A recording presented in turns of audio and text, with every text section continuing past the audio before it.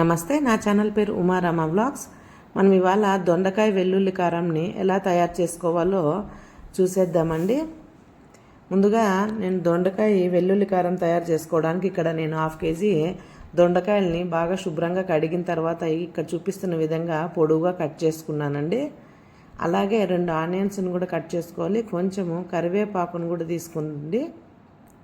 ఇప్పుడు ఇది పక్కన పెట్టేసుకొని స్టవ్ మీద ప్యాన్ పెట్టి వెల్లుల్లి కారం తయారు చేసుకోవడానికి ఇప్పుడు 1 స్పూన్ ఆయిల్ యాడ్ చేసి ప్యాన్లోకి 1 స్పూన్ జీలకర్ర అలాగే 1 స్పూను ధనియాలను కూడా యాడ్ చేసుకొని ఇది 1 minute అలా ఫ్రై అవ్వనివ్వాలి.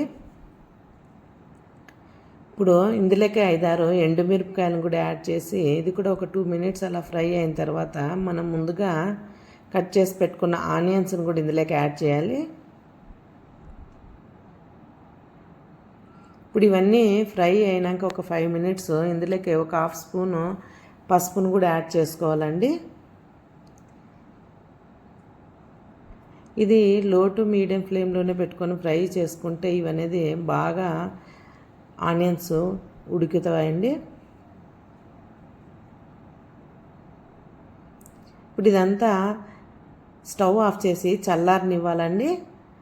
ఇప్పుడు స్టవ్ మీద మరొక ప్యాన్ పెట్టేసి ఇందులోకి ఒక 2 స్పూన్లు ఆయిల్ యాడ్ చేసి ఇందులోకి ఒక 2 రెమ్మల కరివేపాకును కూడా తీసుకోవాలి. అలాగే మనం ముందుగా కట్ చేసి పెట్టుకున్న దొండకాయలను కూడా యాడ్ చేసి ఇది ఒక 2 minutes ఉన్న తర్వాత 1 స్పూను సాల్ట్ని యాడ్ చేసి ఇదంతా బాగా మిక్స్ చేసుకోవాలి.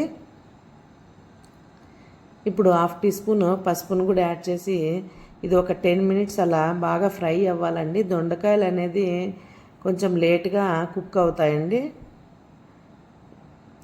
ఇప్పుడు ఒక ప్లేట్ని క్లోజ్ చేసి పెడితే తొందరగా మగ్గిపోతాయండి ఈ దొండకాయలు అనేది.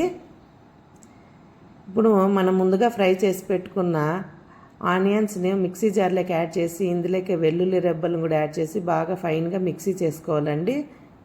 ఇప్పుడు మనం ముందుగా మిక్సీ చేసుకున్న పేస్ట్ని ఈ దొండకాయలకి యాడ్ చేసి ఇదంతా బాగా మిక్స్ చేసుకోవాలి.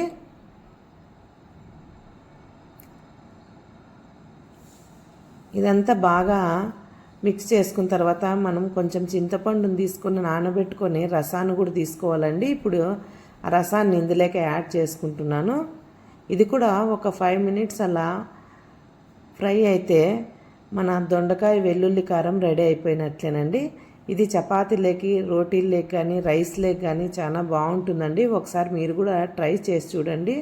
దొండకాయ ఫ్రై మన వీడియోస్లో లాస్ట్ టైం చేసామండి, ఒకసారి అది కూడా చూడండి మన ఛానల్లో. అంతేనండి, ఈ దొండకాయ వెల్లుల్లి కారము ఒక సర్వింగ్ బౌల్లోకి తీసుకుంటే అయిపోతుందండి. అంతేనండి. ఇలాంటి మరిన్ని రెసిపీస్ కోసం మన ఛానల్లో కమెంట్ చేయండి. అలాగే మన ఛానల్కి సపోర్ట్ చేయండి. చాలామంది వీడియోస్ చూస్తున్నారు కానీ మన ఛానల్ని సపోర్ట్ చేయటం లేదండి. సబ్స్క్రైబ్ చేయండి.